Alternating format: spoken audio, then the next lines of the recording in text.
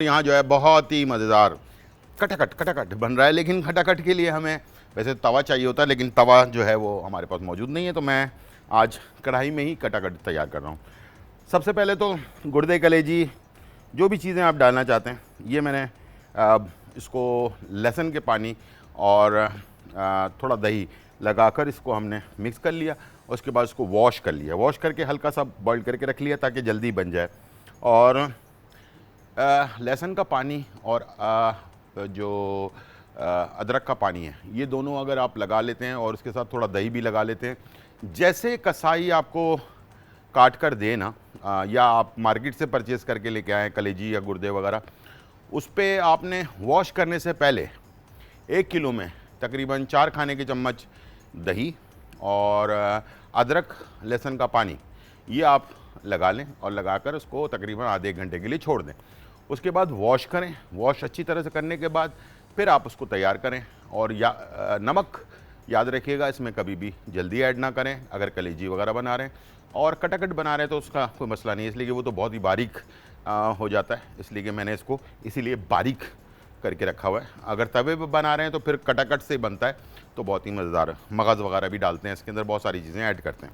सबसे पहला स्टेप हमारा क्या होगा कि इसके अंदर हम जो है थोड़ा सा ऑयल ऐड करेंगे, ठीक है, और 3 से 4 खाने के चम्मच। और ये हमने सारा मिक्सचर इसमें डाल दिया जो गुर्दे कलेजी वगैरह का था। मगज़ हम आखिर में डालेंगे, सबसे पहले हम ये ऐड करेंगे। और इसके साथ क्या डालेंगे, दही 1 कप और इसके साथ अदरक लहसुन का पेस्ट, ठीक है। ये चीज़ें हमने ऐड कर दी और करने के बाद इसे हमने मिक्स कर देना है। और इसको हमने तमाम चीज़ों को मिक्स कर लिया।